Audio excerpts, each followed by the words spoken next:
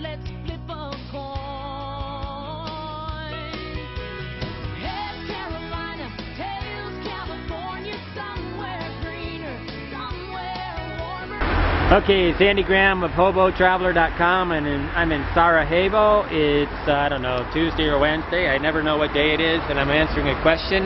So really, I think everybody gets old, and they don't want to admit it. But their body starts to fall apart. I have sciatica really bad, so I kind of can understand that. I was in a motorcycle accident when I was 23, and Hey, Mike. Hey.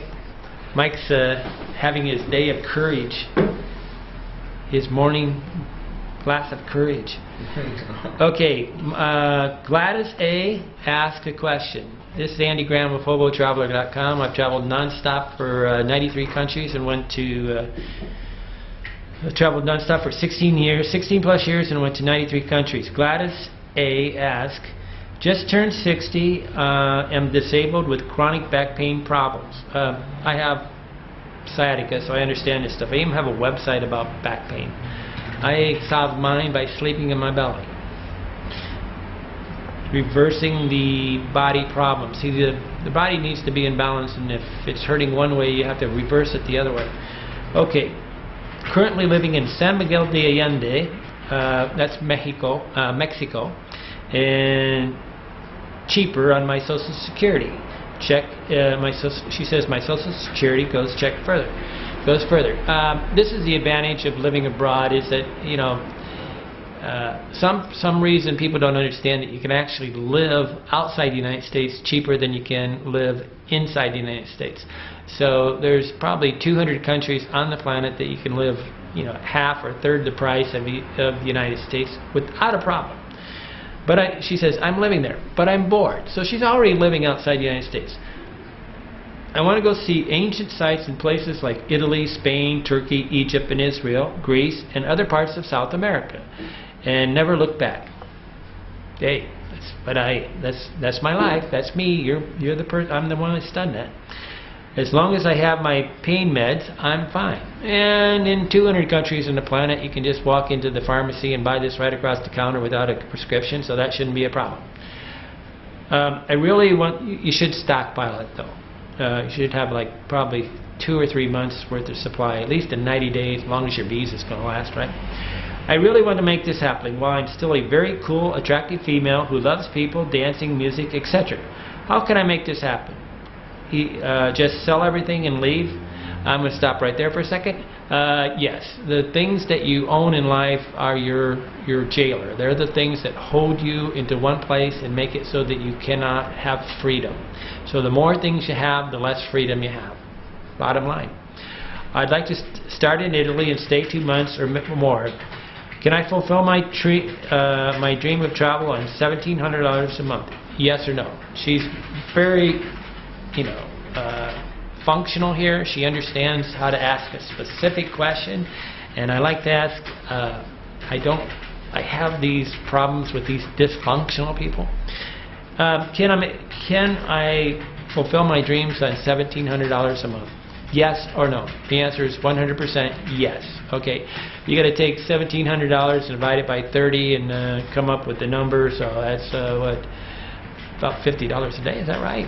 5 times 3, 1,500. Yeah, $50 a day. It's super easy to live on $50 a day or more.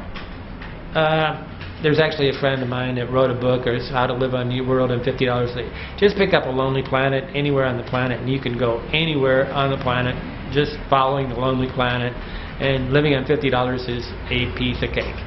Okay, now, if you have chronic back pain and you really want to make sure that... I had a friend that had, from Australia, that had insomnia, and he really needed a special mattress. So he would walk her all around in Ecuador. This is 10 years ago. Looking for the thing. He was getting, you know, he had to have a special bed to just try to optimize his living.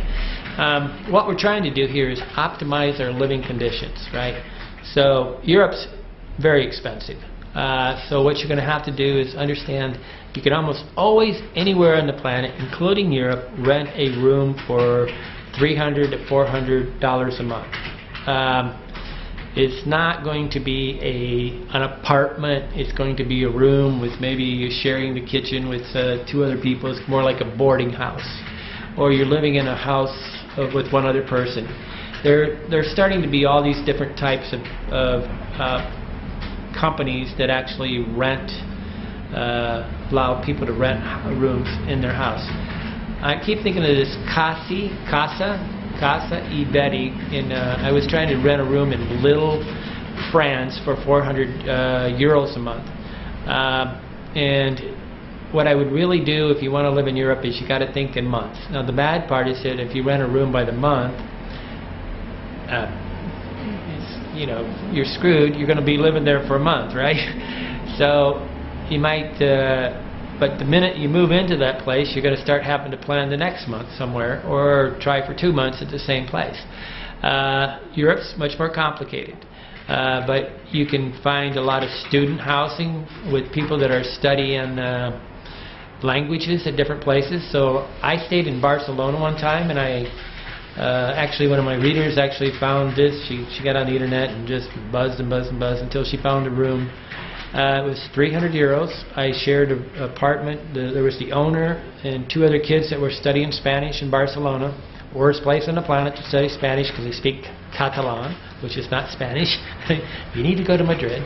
But it was funny, and it was a great thing. I get to go down the Ramblas, and I had a pass on the subway, and I get to go down to the beach and watch these older women topless, which is really annoying. It's quite a nice place.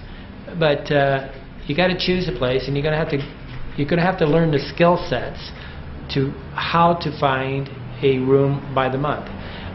You can almost always rent a hotel by the month, but you might find that you're going to be paying $700, $800 out of that $1,700, and then I don't know how many.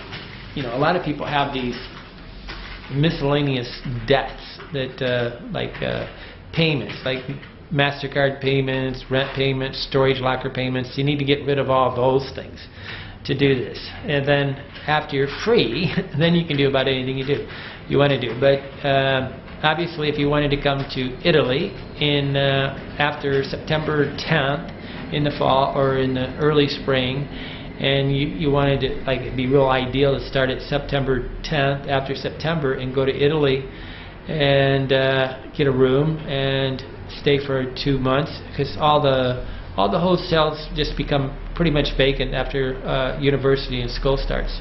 They don't become vacant, but they're freer, and then you can negotiate with the owners for it. But first of all, to really feel safe as a person that's just starting out on this type of trip, get on Facebook or search for the word forum. So you search for Italy Forum, F-O-R-U-M, and there's forums. So that, especially any places where there's a lot of foreigners living. So there's probably a city and thing where a lot of the expats clump together, and then you find a forum for Italy, and then you get on that forum and you join it. You give them a password, you join it, become everything, and start asking questions. They also have the Lonely Planet Thorntree, which asks questions too. It's another forum which is worldwide. You have Frommers that's got a forum too. But what's really been real simple now is with Facebook, you can actually search for like Italy expat, or you could say the specific city like Rome expat or Sarajevo expat, and you'll find these websites where there's members, and then you join there, then you start asking them personal questions and just keep drilling until you feel safe, and then you make the jump. The bad part about traveling from month to month, especially if the list of countries you're trying to go into, they're mostly in Europe. You could Egypt, you probably can get away with it real easy, but Italy, Spain, Turkey, and these things are a little more complicated, and it's going to take a lot of internet searching. But on the other side, always have a Lonely Planet, because the Lonely Planet is going to give you inside detail by a person that doesn't make a commission by telling you something bad. You got to understand, anybody that can make money by giving you bad advice does it. So the internet is always like they're telling you something and they're getting commission. The travel writers live free in hotels because they get a free room. they're not to be trusted. I'm living in a hostel because I'm not willing to lie to you. Okay, so I want to move relatively fast, and I'm not going to spend 2 hours communicating with a guy that wants me to lie for his hotel and tell everybody how wonderful it is when it's not.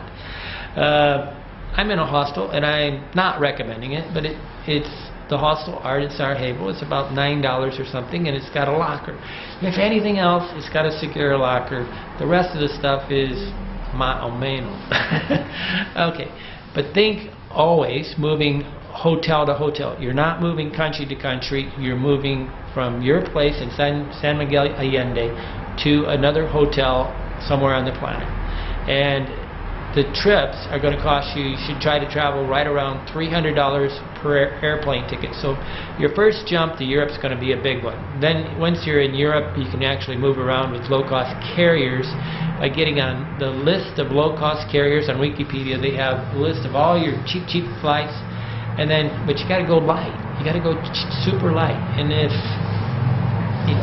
when you're telling me you got to sell everything, that's the problem.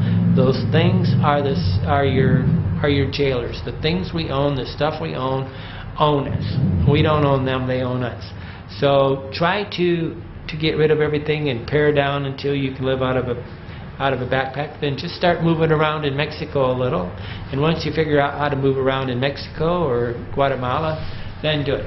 But truthfully, the rule of thumb always is to start out with the cheapest country and then work your way into the expensive country. So if you want to go South America, Mexico's really overpriced now. So just going down, you're really close to Lake Atitlan. Just go down to Lake Atitlan and hang out for a month. That's going to be super simple. Lake Atitlan in Guatemala. And then actually I'm going to go there in January. And if you want, I can help you to find a room. I have what they call the Live Abroad tour, where I actually help you meet you at the airport, take you to the thing, and help you find a room for around $200 to $300 a month. It's not going to be perfect. It's going to be travel. If you're not uncomfortable a little bit, you're not traveling. Okay, so you want this exotic life. The price is being a little bit uncomfortable sometimes. But I'm taking my mom in January. We're going about January 15th of 2015, and everybody's welcome to come with me. It's $500, and I help you to talk with you on the phone until we figure out a cheap flight. And I'm going to basically talk in words and tell you what kind of room you're going to get. And it's a paradise climate on the planet. San Allende, I don't know where San Miguel Allende, I've never been there, but I know over at Lake Chapala there's the same climate too. But I always recommend people find the perfect climates. You can do it. $1,700 is brain dead. You can do almost everything wrong and still do it. Okay. Me doing it on $500 or $600 a month, a little more difficult.